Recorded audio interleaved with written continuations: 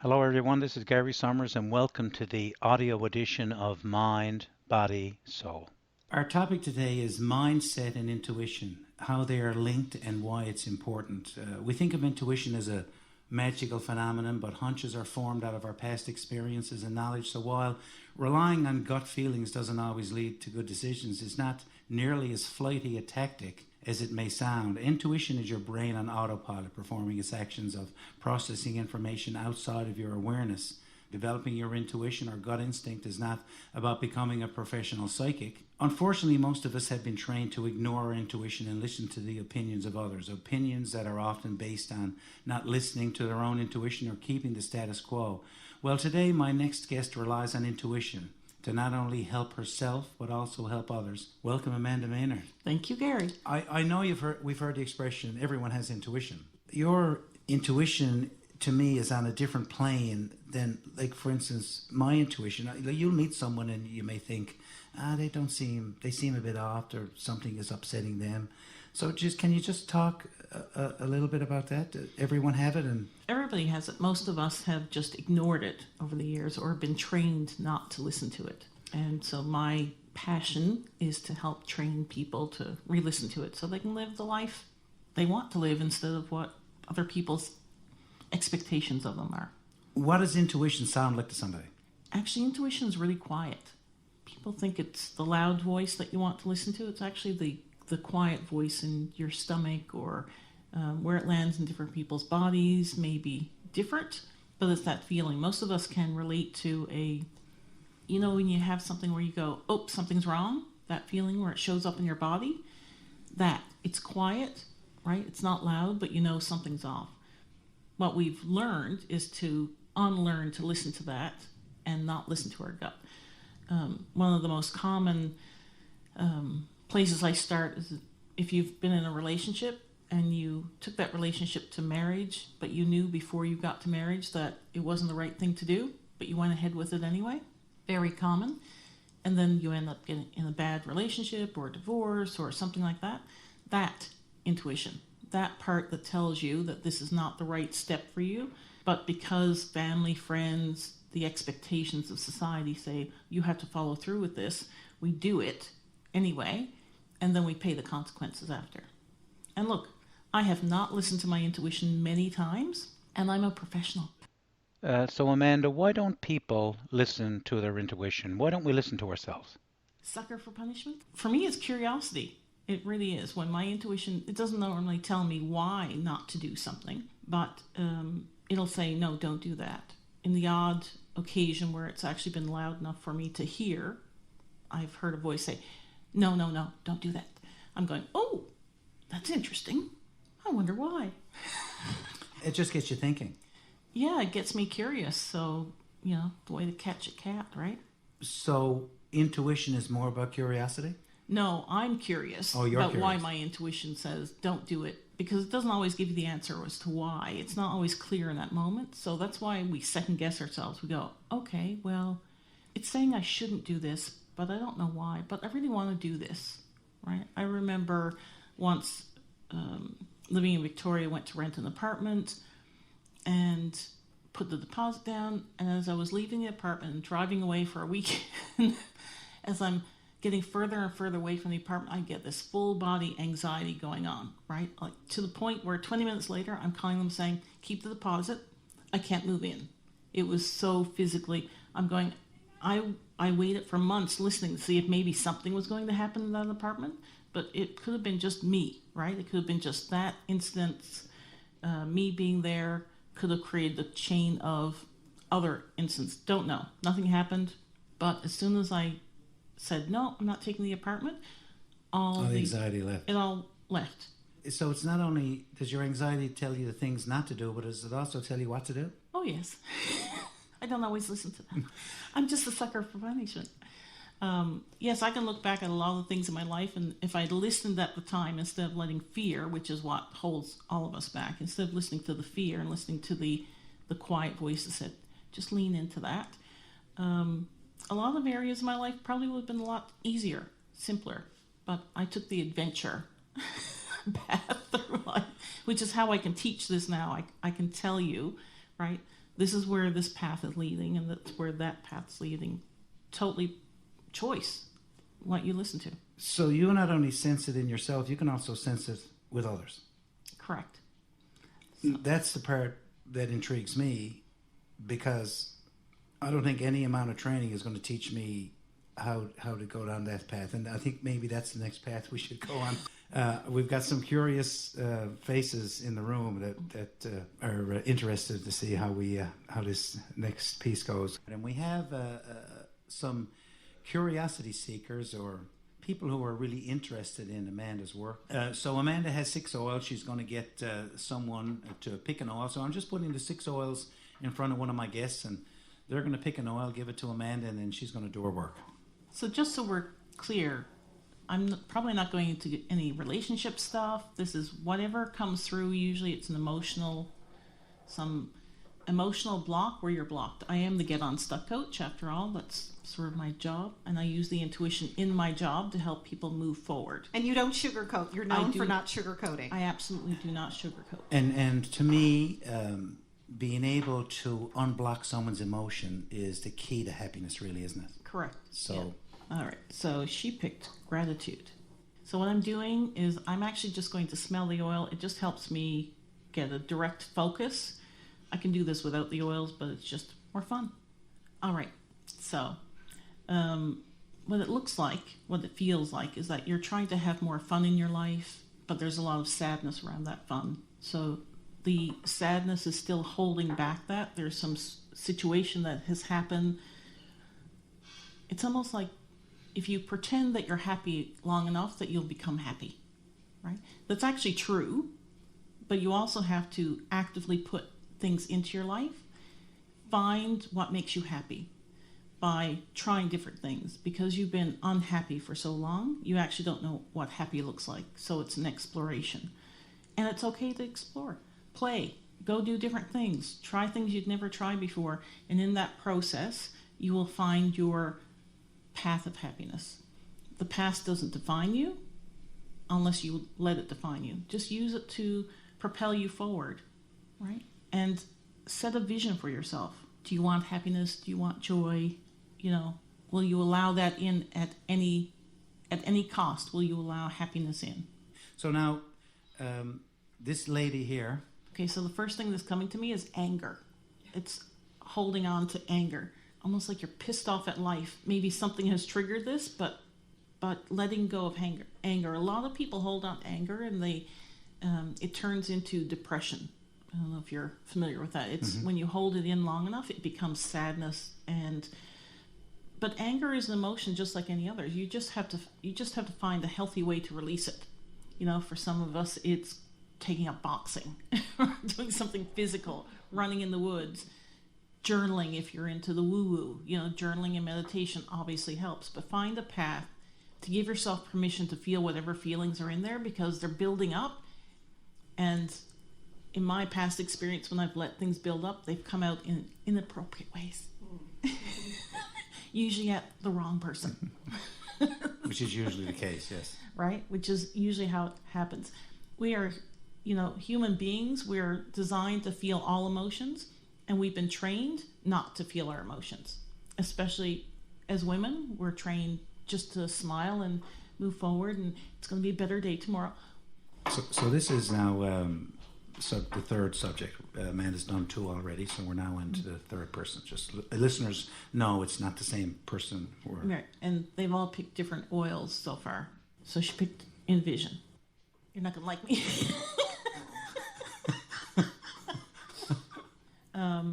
So you are so buried in old stories that no longer serve you that you can't see the forest for the trees. So not only do you have stories about, what your life is and who everybody else is in your life, those stories are now feeding each other. So it's growing. So it's becoming bigger. So you can't actually see out of it because you haven't actually questioned what you believe to be true in your life, right? So you've just accepted the decisions, and stories are what the decisions we make up about experiences that we have. So the story around your life experiences, you haven't questioned whether or not the decision around those stories are true or not. Some of them may be true, but because they have grown unfiltered, they now have their own life, and that life has basically padded you so that you can't see possibility outside of these stories. So what if you just decide that you can pick a different story to believe in? And just like anything, we have to take baby steps to it, and it's a practice, right? It's like learning anything new. We have to keep re-practicing that story. So envision is about creating a new vision of new possibility, because even within all those stories, anything is possible for you, right? You do not have to be buried in old stories. Why not just decide that you're going to do something different, have a different life, and that no matter what, that is the path you're aiming towards. We all have those beliefs negative beliefs that we have about ourselves, that are past stories that we keep running around in our head, and so that's no different from you than it is from probably everybody else in this room, right? Yeah. So I wouldn't look at that as something that's a bad thing. I would look at that as, maybe if I don't have a belief, if I have a belief about myself that I don't like, then change it, because beliefs are choices. Yeah, absolutely.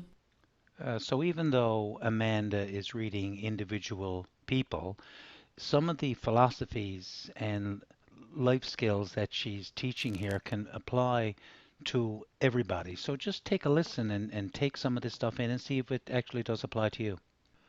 Okay, Amanda, so on to the next subject, who will now pass the oil to you that she has chosen. Release. Okay, so for you, what I'm picking up is you have to let go of the belief that you will never be enough, never be good enough, no matter what you do is not enough. Your energy is almost like empty, almost given up that there's any possibility of anything different. And it's absolutely not true. It really is not. Same thing. Create a different story and live into it, practice into it. And look, you're going to stumble, you're going to fall, you're going to pick yourself up. But the most important thing is that you are enough, right? You are worthy of anything and everything that you could possibly want in life is waiting for you to decide that it's mine. Yeah, like you described that person pretty close. So here we go, last one. Out of the six oils, yeah, 2 oils came out twice with 5 people. I find that happens a lot when I'm doing my group live readings on people. Even though they don't know which oils they're picking up, they'll pick the same ones. Same theme will come up in a group. You are driven. Whoa. Do not get in her way. So driven, pushing, you can actually break your body down by pushing so hard. And what's this little ball of light over sort of energetically to the side of you? Gratitude is about appreciating not just things outside of yourself, which is helpful, but just appreciating yourself. Like bring that into your drive. Bring that into I am enough. I can achieve everything and be happy at the same time. Because there's driven that can create a loneliness and functionality in life, and there's driven that is driven by spirit. And spirit is wanting to have a bit more room in your life so it can guide you and use that drive that you have to make an impact on more people. Because you're here to make an impact on more people, and your singular drive is not you're not letting your intuition guide you to a bigger picture. So that's the readings. That's what Amanda does. We kind of went around the studio and asked if what Amanda had given to each of the individuals was very appropriate, and I think everybody kind of nodded their heads, and we saw people looking across the room because some of the people knew each other here. But one response really came out very strong and emotional from one of our guests, and so do you want to just have that interaction before we move ahead? Yeah, so what I picked up was your tank is empty, right? There's nothing in there for you, and you feel unworthy, and it'll never be enough, right? Never enough. And what you need to do is actually start placing yourself in your life, right? So we all have responsibilities, and some of us have a lot more than others. And especially if you're in a caregiving, or as we're aging in society, there's more and more responsibility. I think it is primary importance that you give yourself first before you give other people, because eventually your tank is empty and there's nothing there to give other people. So how does that relate to your situation right now? Well, I'm the main caregiver for 2 elderly parents, one in long-term and one in personal care. And you're exactly right. I feel empty, and I never feel that what I've done is enough. And both parents have dementia, so they're very demanding. And I'm not able, and then I have home life as well. So, I found it very emotional, and I cried because it's exactly where I am. I'm just empty. Yeah. And I'm trying, to balance it all, but life gets in the way, and I just find it very hard. So they're both in full-time care homes? One is in long-term care, and my father, who's been there for 4 years with Alzheimer's, and my mom has a genetic disorder, so I'm slowly losing her as well. But she's in personal care, and but she's the more demanding one because she wants to be out all the time, and she, wants me on speed dial. So she's the one that I'm struggling most with right now, and she still wants to spend time with my dad. So yeah. So something we haven't talked about yet is boundaries. Just like you raise children, you have boundaries around them, what's appropriate, what's not appropriate. You need boundaries around everybody in your life, and including parents, right, who cared for us. They taught us that no, right, is a word, is a sentence. And sometimes you need to just put in some extra structure so that you can care for yourself, because you're empty, right? What are you giving to someone if you're empty yourself? So you need to, what I would recommend, put some structure. Certain times of the week that you spend with each parent, that you limit the time in that, say it's an hour at a time, as opposed to going there for the day and your whole day is gone, then you're home exhausted, you have no time for your own stuff, right?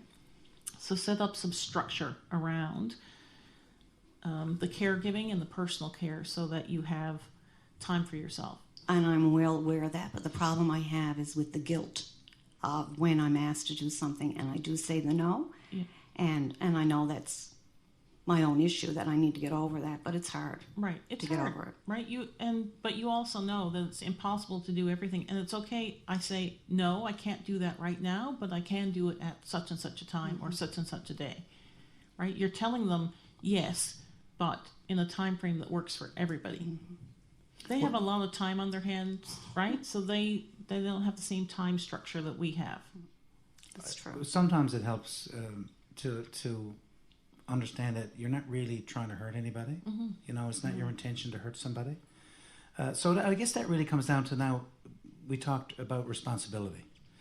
And sometimes people say, well, life is 10% what happens to you and 90% how you deal with it. So are we responsible for everything that happens to us? Now, I know you, Amanda.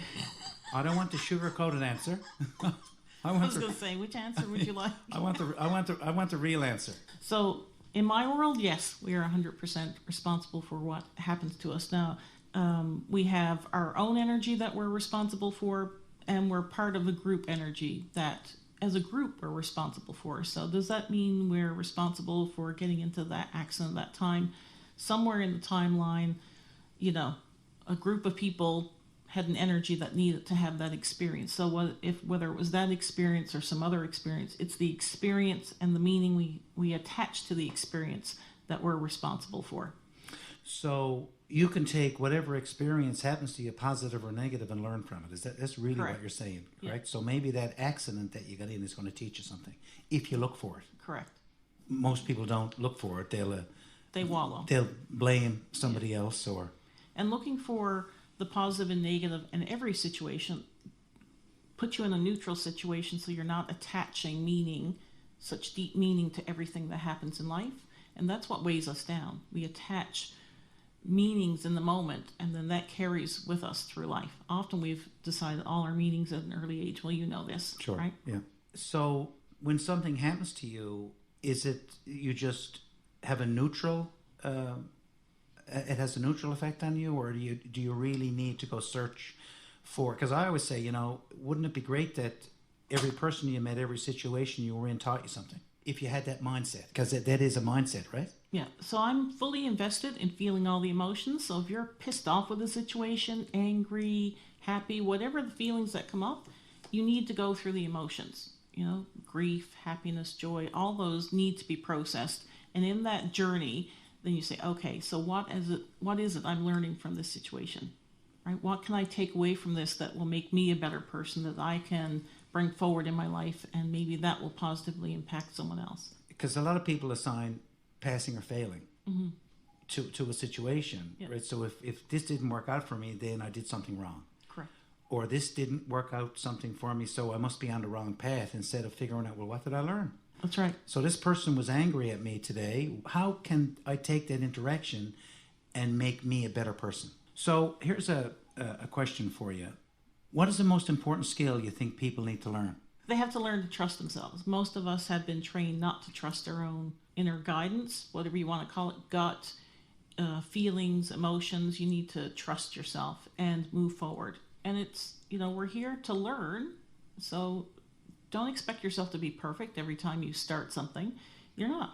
You have to build up the muscles. Just like we physically have to build up muscles to become strong, we have to build up the trust muscle. Because when you don't trust yourself and you have an intuitive idea, you'll ask 10 different people, what do you think of this? I'm thinking about doing this, and you'll get 10 different answers. Oh, I think you should do this. Oh, I think you should do that. You must be out of it. If I were you, and then you'll either procrastinate or you'll talk yourself out of it. And then we never reach our true potential, do we? Never. The fastest path to misery is not listening to your intuition. I think part of the reason is the greatest human need is success and acceptance. So we want people to accept us for what we do and what we say, and the greatest fear is failure and rejection. So we sometimes, or many times, do things based on what other people feel and what other people expect of us. What's your take on it, Amanda?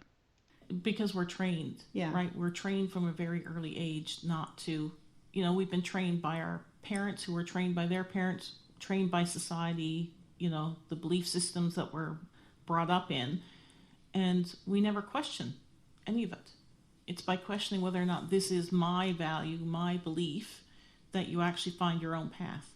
And your own path then helps other people. So, Amanda, one more question before we finish up today. How are mindset and manifesting, I guess people know that as the law of attraction, how are they linked? Well, what you believe, you achieve, right? That's the popular phrase. Well, these Henry days. Ford said, whatever you believe you can or you can't do, you're right. That's right. So, because we don't believe or listen to our own intuition, which is trying to guide us to our highest, and sometimes that takes us down a road that's bumpy. So then we go, oh, but you need to go down that bumpy road to get to the other side. So what happens is we're not listening to our intuition, and then we decide that we make bad decisions. Because we haven't listened to the guidance of a good decision, we then decide we make bad decisions. So our mindset then becomes, we are not good at making decisions, making choices for ourselves. We always mess up stuff. So our mindset then becomes tainted by the original sin, which is not trusting, right? Our own guidance. Amanda, great conversation. I'd like to thank our in-studio guests who came along. Amanda, thanks to all my guests. Thanks to you very much. Very eye-opening. So let your feelings and your emotions guide you. Yeah. Is really the big message. Is to feel them and let them guide you. Mm-hmm. That's all for this week, everybody. We'll be back again next week with Mind, Body, Soul.